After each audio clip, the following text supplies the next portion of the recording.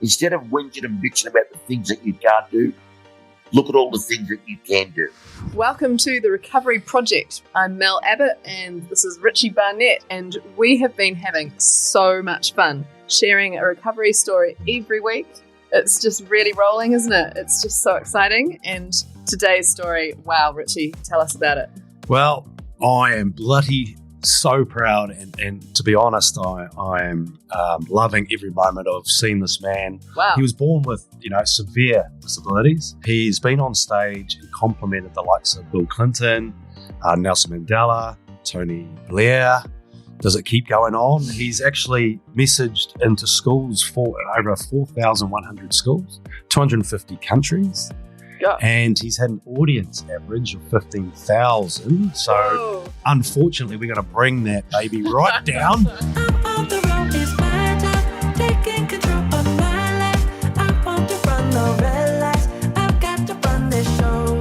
JC, hey, mate, thanks for being on our podcast, brother. How's life for you at the moment, buddy? Oh, mate, life is going well here on the beautiful Gold Coast of Australia. And thanks, Richie Mel. It's so lovely to meet you also. It's a pleasure to be on the Recovery Project. I think it's wonderful what you guys are doing. And, mate, you think my disability is bad? You need a mirror. Hey, JC, let's turn back. You're born with a severe disability, and you obviously, the doctors were saying that you weren't going to survive. So take us back to that time when you were young, through your eyes, and what was that like for you? Well, for me, I'm going to take you even back further now. I'll take you through my mum and dad's eyes, because, obviously, being a baby, I have no idea. So, in essence, he's a footballer. He forgets about these things. Let me just put it in comparison for you. I want the both of you now just to cup your hands like this. Can you do that? Now, I was that small, I would fit in your hands. Whoa. Just like that when you were born. That's how small I was. Absolutely tiny.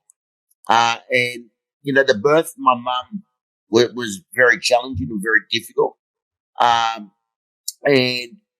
the doctors, you got to remember, there was no technology around like what we have today. So there were no ultrasounds or anything like that. It was all feel and poke and things. And the doctors informed my parents that I had some form of physical disability. They didn't know whether I had a brain injury or not and how bad it was if I had one. So it was more like suck it and see. And the doctors, even still today, the doctors prepare you for the worst and hope for the best. They even still do that today. And Richie, you would know with some of your injuries through sport and things, what you've been told throughout your career, exactly the same thing. So, and when I was born, my mum and dad were advised that I wouldn't last a day. Oh. So my dad had to organise everything. And being the size that I was, he chose to actually bury me in a shoebox. That was my coffin. It was going to be a shoebox. And they said I wouldn't last a day. The day went by. The doctor said he won't make a week come and go.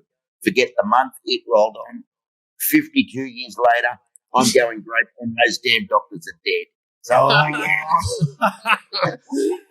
freaking love that shit. John, like JC, obviously, defying the odds. But through that, I guess the social years, growing up at school, during school, what was that like for you? Parent, yes, the eyes through your parents, but what was it like for you? Again, I grew up in what we would call country New South Wales. There wasn't anything around for people with disabilities to do. And again, a lot of kids that were born with disabilities were either terminated at birth or locked away in institutions. My mum and dad chose that. They chose right from day one to give me a life. And starting school in grade 5, when I was 10 years old, straight away behind the 8 ball, through education and stuff. But I adapted from a very, very young age. And right from when mum and dad took me home to our family home, I remember my dad saying to me, when I was young, he said, this world is not going to cater for you. You got to cater for it. Oh. And my mum and dad never changed the house. And as we grew up, the 4 kids grew up, they extended and everything else. And they put on a second story. And was there a lift? No, but there was a shitload of stairs. But that gave me independence. That taught me to go up and down the stairs. If you want it, you've got to fucking work it out, And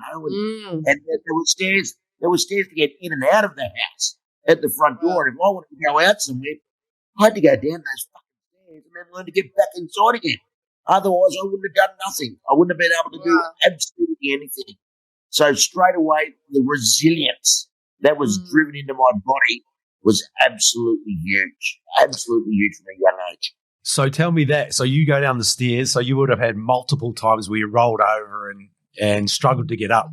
So what was that like? Like, that's a test of character, right? I look at that and learning in those days to giving me one of my greatest feats about 15 years ago when I actually climbed the stairs on the Great Wall of China. Whoa. And I got up, and I got up those stairs, and I sat there on the stairs on the Great Wall of China. Now, if I didn't do that when I was a kid, there was no chance I'm going to do it. Well, they see me very differently now, but when I was a kid, I went to school for 6 years, 2 years of primary school, 4 years of high school, and I only had one good day, Rich, one good day. And that was the very first time that I ever appeared on stage. And for me, I knew I was 10 years old, and I knew that I wanted to be on stage for the rest of my life when I was 10. I actually wanted to be a stand-up comedian, but I can't stand up. Go down the street, and there's people down there that I've never ever met before, and I can't control how they're going to react to me, but I can control how I'm going to react to them. Great. And that's very, very simple. Let me tell you, and this has happened to me a number of times, right? I love going shopping. I love going, grocery shopping. I don't know why, and I got my trolley now, and I'm on my skateboard. And that in itself must look bloody hilarious, right? Yeah. I'm pushing my trolley around, blah blah blah, and there's this little boy, and he saw me through the shelves, and he must have thought to himself, "What the hell's that?" And he came running around the corner, and he saw me there, and all of a sudden he yells out, "Mom! Hey, Mom! Look at this monkey!" What? His mother's come running around the corner, and to her embarrassment, here I am laughing my head off.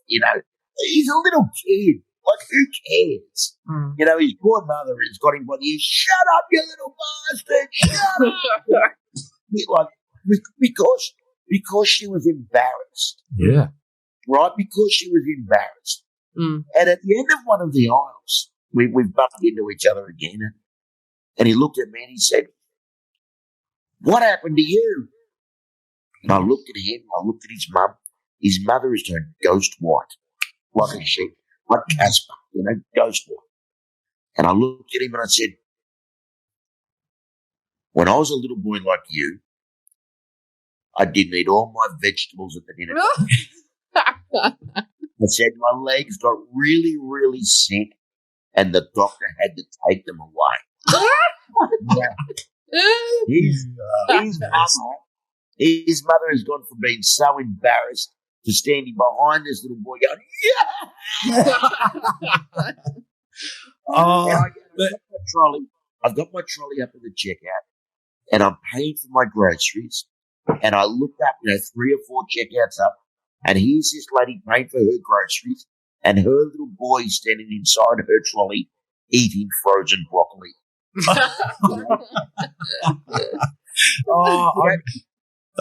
If you can have that impact on kids, they remember the message that you can do it. You got to get off your ass and give it a damn crack. And there's a great message, mate. Yeah, so many nuggets. JC, that's freaking man. I don't carry shit around with me because we can't. Because the more that we carry around with me, the more that we carry around with us, the more it's going to hold us back. And you two and I and everybody in this world should be trying to be the best versions of ourselves. And to do that, we got to learn to let shit go. Because if we don't, it's going to fucking kill illness. I agree with you that, people holding on to stuff causes illness. I mean, that's my whole job, is helping people let go stuff held in their bodies because of this causing illness. And no one ever comes to me saying, I want to let go the grief over this or the betrayal over this. They say, I've got chronic pain, I've got chronic fatigue, I have an autoimmune disorder, and that's the manifestation of everything that's held in their bodies. So for me, my approach to working with that is to get people to actually access the original event and process that with the inner child and reframe it, view it in a different way, free themselves to move forward. That's why I was sort of curious what your approaches are, because I sort of have a whole lot of things I teach people that help people a lot, but I'm always interested to learn other ways. I'm a doer, and for me, that no matter how bad you think you are, there's always someone worse off, and at times when I think I've been pretty bad, and let me tell you, there have been times when I've thought to myself, like I was 12 years old, I put a gun in my mouth, Wow. Because I was going through so much shit in my life. But what I learned from that, it wasn't shit that I was doing. It wasn't shit that I could control. It was shit that was happening around me, happening to me. And again, where that came out for me was how I was responding to it was the catalyst for how I was acting, and I learned from a young age to try and find the fucking good in everything. If it's not good, find the humour. It's only got to be one little bit. I mean, if you ask people what they diagnose as a bad day, and 99% of people are going to tell you it's something that happened around them or to them, something that they completely could not control, and yet they have let it affect them for the whole day, the whole week, the whole month, for the rest of their lives. Where in essence that we got to learn to take it on board. That was bad, that was hard, but you know what? I can't control it, so we've got to learn to deal with it. I love that message. I noticed that in India a lot. That there's a lot of awful things that happen to people in India, and yet every person I met, they say God's rule, no problem, and they just carry on with their day. God's rule, no problem. So hang on, that gun in your mouth at 12 years of age, So what made you do that at that time? Obviously, a lot. So can you just explain a little bit around that? Something happened to me in class where we were watching a video in the dark, and I had to get off my chair and go to the bathroom, and I stepped down onto the floor, and these bullies in my class had thrown all pins and thumbtacks under and around my chair. And when I stepped off my chair, they all went into my hands and stuff like that. And enough for me, enough was enough, and that was the bit that put me on the edge. And when I got home, I was, of course, pretty upset, and I went into my bedroom and almost cried myself dry. And my little brother came in, and I told him how I was feeling, and he didn't say a word. He got up and he started walking towards the door, and I sort of went off my tree a little bit. I said, "Really, that's it? You've got to get up and leave without saying anything?" Yeah. And then he turned around and said, "Well, if you're going to kill yourself, I want to help. I'm going to go and get your dad's gun." And you know what? That made me realise, how lucky I was. That was the catalyst that made me realise that there are a lot of people out there a whole lot worse than I am. So what? I've got bloody thumbtacks in my hands. I've got mates who can't walk or talk. What am I whinging and bitching about? So, at 12, bro, tough area, mate. Then I started thinking about my mum and dad. If I did do that to them, if I did do that to me, what would have been done to them? I mean, here's my mum and dad. They fought for 12 years of my life to get me to where I am, right? To finally get me to have inclusion and get an education against everybody's wishes. And then here I was about to take that away from them. That's fucking selfish. But at 12 years old, to have that self-awareness first, to actually decide. Yeah, it's amazing. It's friggin' amazing how you've calculated that at that age. I'm obviously glad that I didn't do it. And I think to myself, what would have happened if I did? What would have happened to them? My brothers, my sister. I'm curious, as a baby, possibly very young toddler, you might not have even known that, initially you wouldn't know that your body is different to anyone else's body. Is there a particular moment where you had this realization, oh, I don't have legs and everybody else does have legs, and this is a problem to me? For me, that hit home when I wanted to be like my brothers, essentially is what you're saying, Mel, was I was on the front balcony, on the front veranda.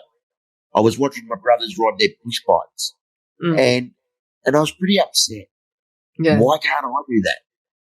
Why can't I just go and get on a bike and go for a ride with them? And my old man came out. My old man's, he used to be a big, chunky Greek guy, big fat Greek guy. And he came up and he whacked me up the back of the head.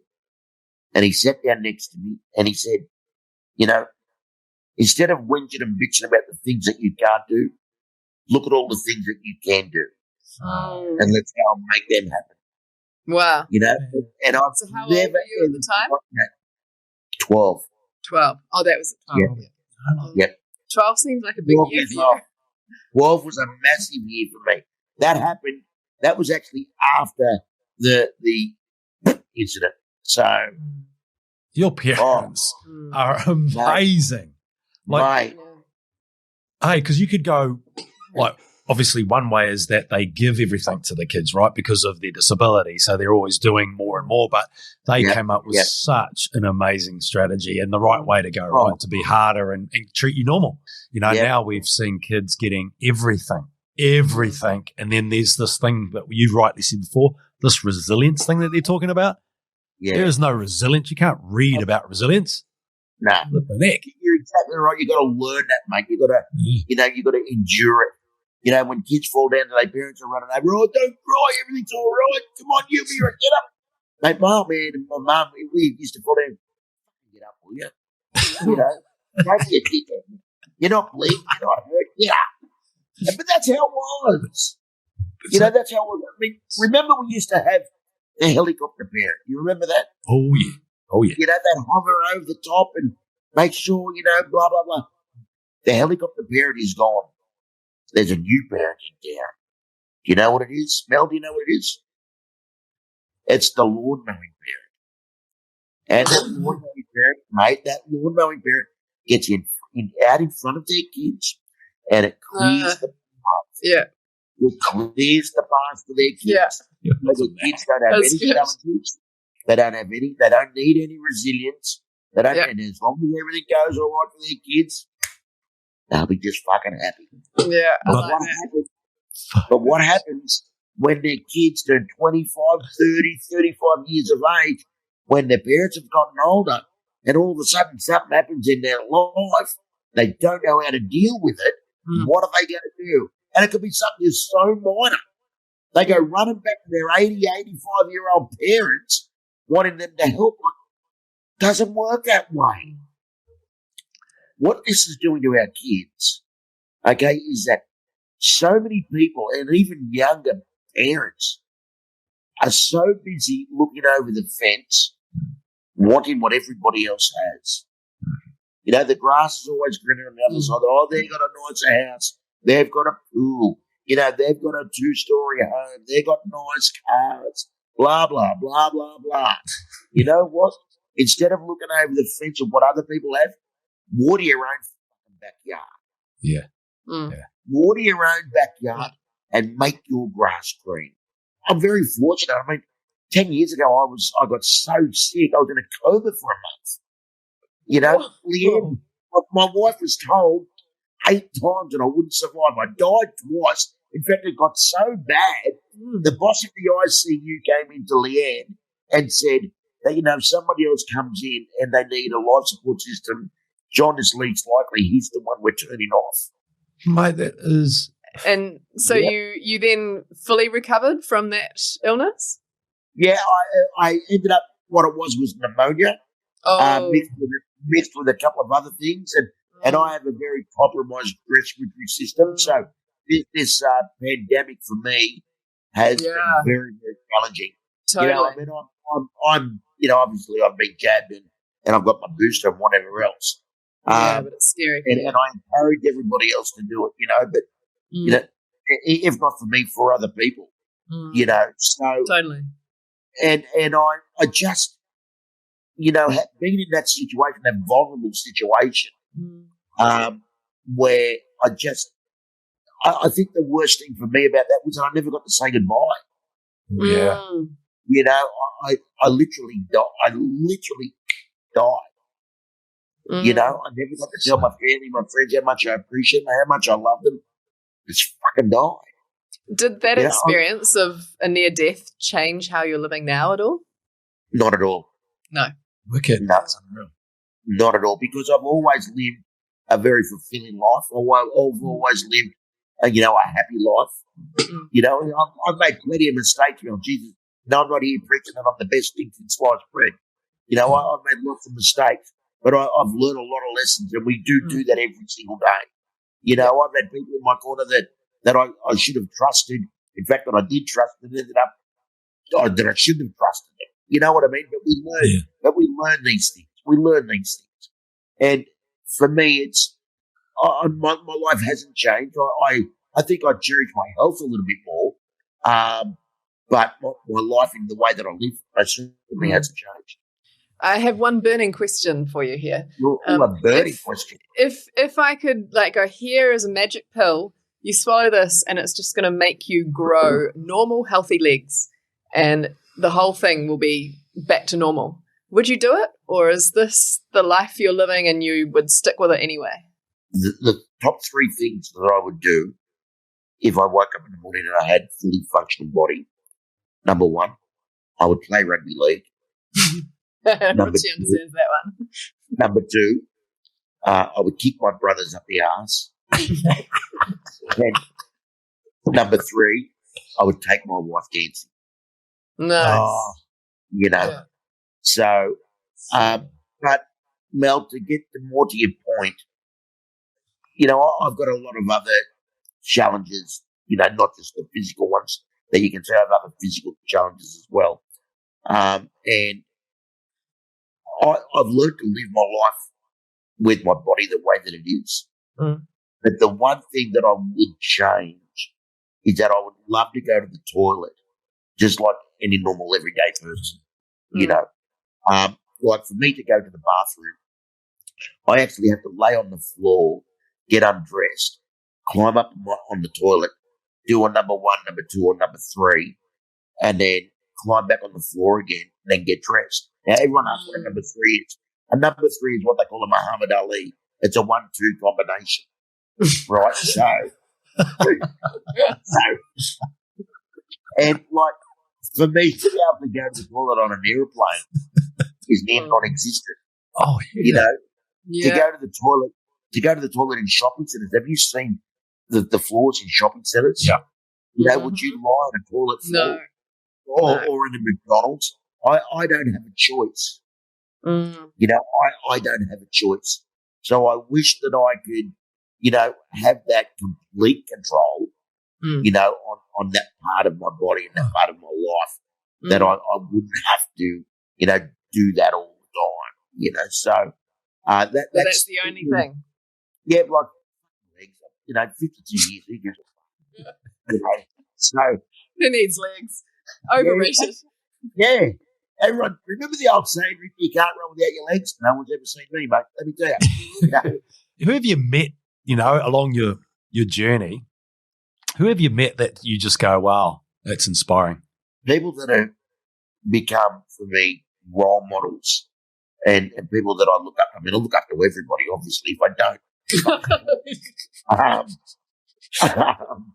But people that I call role models, I mean, my dad is my number one role model. I was thinking about it. I have been thinking about it since I contacted you, and it's been festering in my little head because I know how important it is to get the message that you have given us today. A lot of nuggets. But I just truly believe that our kids need to hear a story, one that's really empowering, you know, which is your story. And these kids, you know, 3 or 4 years old, maybe 5, and they're digging and building sandcastles and having the best time of their lives. And I started thinking about my own childhood, you know. And all of a sudden, these young blokes, they would have been 16, 17 years old, maybe a bit older. They come walking up to these kids and they got their buckets and their shovels and they threw them into the water and they kicked their sandcastles over and they just walk off. Think they just conquered the world, you know? And these little kids went screaming back to their parents. "Ah!" And I thought to myself, you bloody turds. Yeah. You know, if you were anywhere in Australia, you would have bloody got your head beat in right now, you know? Yeah. They walked off. And I thought to myself, you know, John, you're here for a reason. You're on this beach at this time for this reason. Yeah. Fix this scenario. So these boys walked off, and I went down to where these little kids were digging, right? And I dug a little hole, and I buried myself in the sand. Now, it didn't have to be a big hole, right? and I buried myself in the sand up to about here, right? And these boys came back. And I said, look, my mates have buried me here. Can you give me a hand to get out? And they said, yeah, right, okay, mate, no problems at all. And I got 3 on this hand, I got 2 on this hand. And I said, on the count of 3, pull me out of this hole as hard as you can, right? And they've got a hold of me, and I've got hold of them really tightly. And they've started rocking me backwards and forwards. And I said, now on the count of 3, we got 1, 2, boom. They've pulled me out of this hole. They've got me 4 foot in the air. They literally think they've just ripped me in half, right? They think that my legs are still buried in the sand. They've dropped me right from 4 foot. I've landed on my ghoulies, okay, in the wall. You've never seen anyone run so fast in all of your life. They took off running, bolting up the beach. I'm in 2 inches of water, nearly drowning. Funniest thing I've ever seen in my life, right? These little kids, these beautiful little kids, come back down the beach with their bucket and the shovels and started digging. And this little girl, little red-headed, curly little girl, looked like a mini Nicole Kidman. She put her arm around me and she said, don't worry, mister, we'll help you find your legs. Oh, what a sweetheart. Now, how beautiful is that, right? Yeah. There's lessons in there for everyone. Yeah. I think I was privy to have empathy, you know, back obviously with having chronic fatigue for 12 years and obviously that accident that I had against Wendell. Yep. So I developed that empathy model way back, you know, so I actually give a shit about other people and I do care. Good man. You know, so that's something that I try to spread to my kids. You know, especially the elder generation, there was no empathy around it. It was all sympathy. Oh, poor little Johnny, or poor little this, or poor little that. You know, and for me, as I got older, I had to develop in a way that I didn't want the sympathy. And it was my first, how I would react to that straight away is what would change that. And it's exactly like when I go out on stage. The first thing I say is how people are going to view me. You know, if I go out on stage going, oh, poor me, you know, I don't want the sympathy, you know, but I want people to feel the empathy. Yeah. And that's an amazing way that you just said that, mate, because empathy is very, very powerful. Very, very powerful. Which brings us back to the start of the family that, you know, taught you so many things with resilience and get on with it and feel, you know, pleased with what you've got, grateful for what you can do and get up and get on with it. Yeah. All those great messages, which are good segue, Mel. Good segue. Well done. Today. It is. Well, it is. Kind of at time, I would imagine. Yeah, we are. Yeah. And JC, hey, listen, brother, this has made my day. Thank you, mate. Made my day, brother, just talking to you and freaking, you know, you're giving such strength and character, the messaging that you constantly give. And we will be linked. I'm going to put this out as much as I can because I think there's so many nuggets that you've given us today. You have turned what they perceive, what they say often as a mess to a message, which I absolutely love. You've had character. You've had so many stuff that's thrown out your way, and there was only one way for you to go, and that was to face the challenges, face the fear in the face, and move forward and influence. So, brother, thank you very much from the bottom of my heart. Thank you You're for being on our show. And we should start to look at you coming over to NZ and giving that message to people that really rightly deserve it right now. It's what I love to do, mate. Share the message.